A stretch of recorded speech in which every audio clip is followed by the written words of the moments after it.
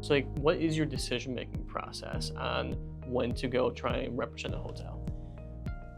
I'm going to say it's astute of you to even ask that, because we have those conversations. Eric, Ryan, and I talk about that when there are contracts that, or contracts we're considering, right? If we've been approached by an owner to manage their hotels, we think, is this an owner that we want to do business with? Like, we don't want to turn away business, but we have to make sure that we're aligned with this owner's ethics, with their way they want their hotel managed, and how they do business.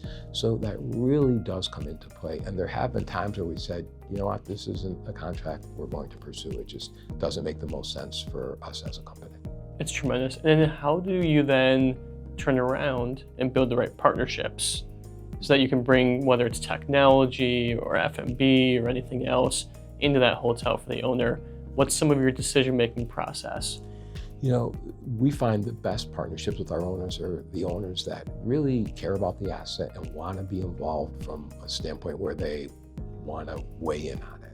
And so if they're actively involved or even passively involved where they care about the asset, we find them to be our best partners. But we have those conversations about technology, and the conversation maybe this is what we feel is best for your hotel, and they may not feel it's the best solution. So the way we approach that is we tell them why we feel it's the best solution. Let's look at their solution, and then let's come to a consensus together. And then, you know, ultimately it's their investment. If I wasn't doing my job and pointing out why I felt my way was better, I wouldn't be doing my job if I didn't point that out. But ultimately, we would have that discussion and then make a decision how we're going to move forward. And so, you know, naturally, there are times that not everyone agrees. How do you typically handle that with owners? It's not always easy, right? And it really depends on the situation. Is it something that is going to impact our ability to manage the hotel? Is it going to be something that's going to impact our reputation? Then the situation's different.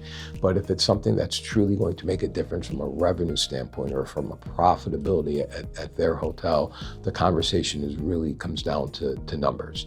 And that's when you track, when you make that decision with them, and you follow the process to see, was this the best decision and can we pivot at this point? And you know, that all adds up to your reputation, where everyone in the industry that I've spoken to about you just has the most glowing reviews. It's you know, I can't tell you how many people go, John, he is the nicest guy, like very genuine, you know exactly where you're at with him, and he's gonna take care of you. So you bring the hospitable aspect to hospitality as a seasoned leader in the space too, that people look up to, and where you could be looked at as a CEO and a big executive, but you just bring such a wholesome vibe and understanding to hospitality. And so in partnerships that I see you building, it's just so purposeful. And so if someone was approaching you to partner, you know, what do you typically look for in, whether it's a vendor or if it's another partner of your company in some different way, shape, or form? Like, how would you want someone to approach you? Well, thank you for your kind words. That's so nice of you to say. And we want to do business with people that we enjoy being around. But what's really important to us is ethics. And it's how you do business, but it's how you treat people. There's always going to be disagreements, but it's how you communicate that. Can you communicate that in a professional way? And being able to enjoy being around that person is really important. So when we look at partnerships, that's what we look for. We have to like you as a person first. And if we like you as a person, and then our business ethics align, and you know, we feel we can do great things together by partnering, then it's, you know, all systems go to make that happen. Oh, that's just incredible. So people first is what I'm hearing. And then once you find the people and the culture fit, then if the solution fits the problem that you have, then that's when you can talk business of, do we want to work together? Then when you go into, you know, the pricing conversations and all the fun parts of the logistics. Yes. But that's just such a great way to look at it. And, you know, like mantra I grew up with was like, you know, when all things are equal, price, product, and delivery, people buy from people they like. But even when all things are not equal, price, product, and delivery, people still buy from people they like. And it sounds like it's very much how you see the world and partnerships. It definitely is, right? I mean, we're in a people business, but every business is a people business. There's really not I don't really can't think of one industry where you're not dealing with somebody day to day, right? So it's all about, creating that bond and that relationship. And, we always achieve more when you can put all of your power and all of your energy together towards the same focus. It's just proven that's when things are most successful, when you really can work together to get that final outcome with all of it. I mean, there's so many times we're in meetings and we say, with all of the brain power in this room, we can figure this out and move forward. So you have to be able to be willing to work together and enjoy your time with that person or those people to do that. That's great. Do you have any examples of someone who approached you, built the relationship with you, and over time then started partnering and working with you in some way, shape, or form that you want to shout out here?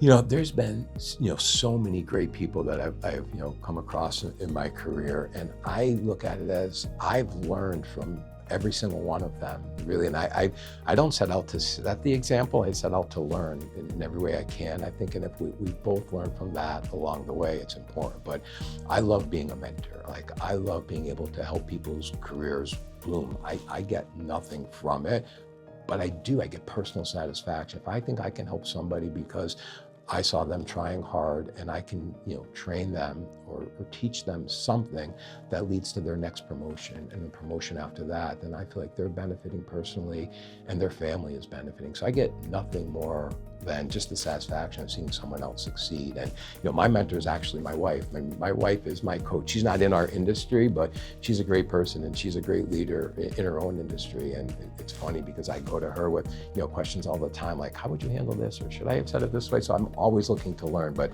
I always like to learn, but I really like to impact others' lives and careers. Big shout out to Maryann. Yes, thank you. She's incredible. She's incredible in her own right. And I always feel too that success in life is being happy at home. And if you're not happy at home, it really impacts your whole life. And I think it's not only important to find that right person, but you have to be that right person, right? You're not going to attract the right person if you're not a good person yourself, right? So you have to put that kindness out to get kindness back. And Maryann and I have been married 36 years.